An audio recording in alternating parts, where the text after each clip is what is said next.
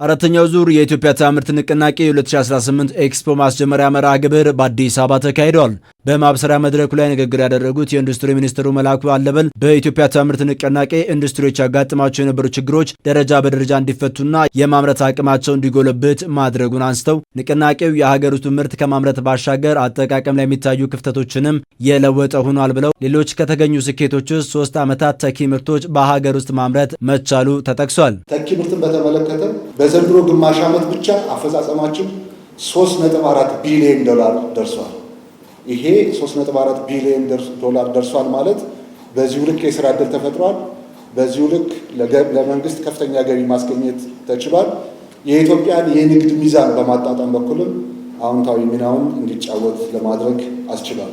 ከዚህ ጋር ተያይዞ የሀገር ውስጥ የኢንዱስትሪ ምርቶች በሀገር ውስጥ የነበራቸው የገበያ ድርሻ በ2014 በጀት ዓመት 30 በመቶ የነበረው አሁን 45.8 በመቶ ማሳደግ ተችሏል።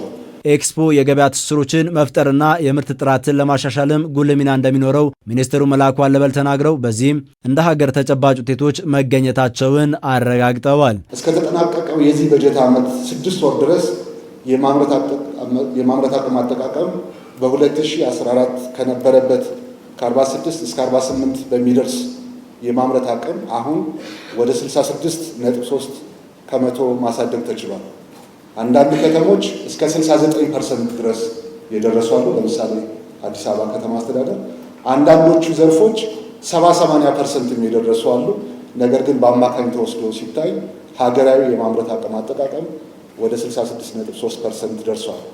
ይሄ ከ46% ወደ 66% መድረስ ማለት በማኑፋክቸሪንግ ኢንዱስትሪ ላይ ትልቅ ውጤት ተደርጎ የሚወሰድ ነው። በየዓመቱ በሚካሄደው 3 ዓመታትን ያስቆጠረው ወደ 4ኛው ዓመት የተሻገረው የኢትዮጵያ ታምርት ንቅናቄ ለአምራች ኢንዱስትሪው መነቃቃት በመፍጠር የህብረተሰቡ ግንዛቤ እንዲዳብር ያግዛል ተብሎ ታምኖበታል። እዚህ ንቅናቄ ዋነኛና ዓላማ የሆነው ማጠንጠኛ የሆነው ምንድነው? ሰው ላይ መስራት አለብን ነው። ምክንያቱም አምራች የሆነ ኢንዱስትሪያላይዝ የሆነ ማህበረሰብ መገንባት ካለብን ስለ አምራች ኢንዱስትሪ እንዲሁም ስለ ምርታማነት ጋር ተያይዞ ያሉትን የህብረተሰቡን የንቃተ ህሊና ከፍ የሚያደርግ ስራ መስራት መቻል አለብን የሚል ነው። ስለዚህ ይህን በምናደርግበት ጊዜ አምራች ህብረተሰቡ ለሀገሩ ምርት ትኩረት ይሰጣል። በሀገሩ የኢንዱስትሪ ምርቶች የሀገሩ ኢንዱስትሪ ምርቶችን ይሸምታል። በዛ ደግሞ ይኮራል። የሚኮራ ማህበረሰብን መፍጠር በሚል እሳቤ የተጀመረ ነው።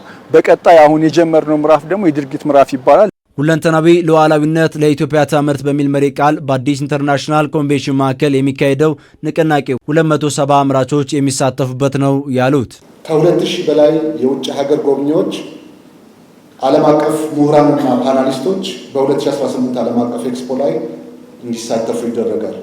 በአጠቃላይ ከዚህ ቀደም ከተካሄዱት ሩጫዎች በተለየ መልኩ ከ15000 በላይ ሯጮች እና 800 ዓለም አቀፍ አትሌቶች የሚሳተፉበት ታላቅ የኢትዮጵያ ታምርት ኤክስፖ የ2018 ሩጫ ይካሄዳል።